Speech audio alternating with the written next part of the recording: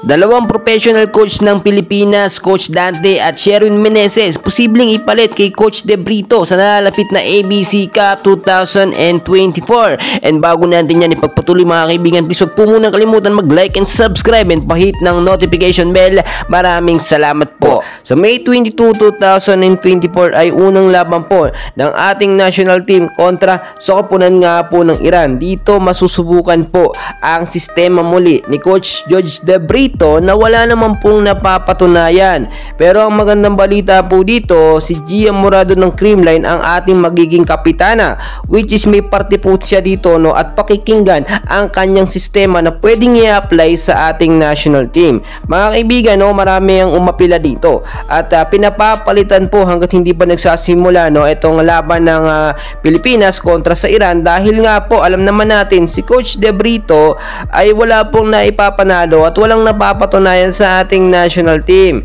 Ito po yung laban no, ng Alas Pilipinas at hindi po ng ibang bansa. Kaya marapat lamang po na Filipino head coach ang umawak sa ating national team. Mga kaibigan, ang daming pwedeng pumalit. Nandyan si Coach Sherwin Meneses po ng Creamline Cool Smasher, si Dante Alinsunurin ng Chocomucho Flying Titans at ang dami pang mga Filipino coach na experience po sa mga international game. So bakit lagi po tayo nakaipit or nakadepende dito sa banyagang si Coach George De Brito, which is lagi pong pinapatalo ang ating Saka mga kaibigan, marami din po nakapansin kapag ka nasa line ang magagaling na player tulad na lang po nila Alyssa Valdez, no, Gemma Galanza at ng ilang magagaling pa na player ay hindi po ginagamit bagkos binabangko lamang po. Nagdedepende po kasi itong si De Brito sa kanyang mga paboritong player. Minsan nakakasama pa nga po no, yung mga player ng Akari Chargers at doon lamang siya nagpipick ng mga player niya na naglalaro madalas doon sa first 6 lineup.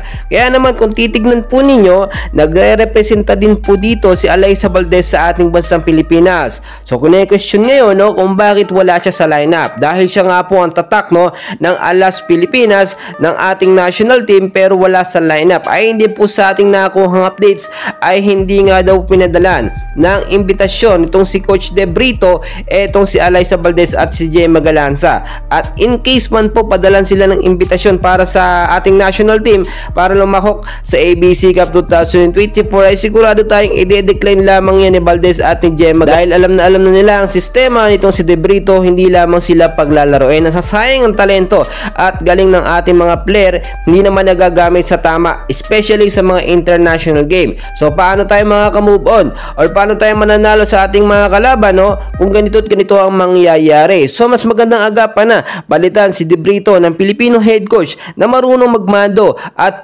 pusong Pinoy po talaga. Well mga kaibigan, patuloy ko po kayong update and please huwag kalimutan mag-like and subscribe. Maraming salamat po.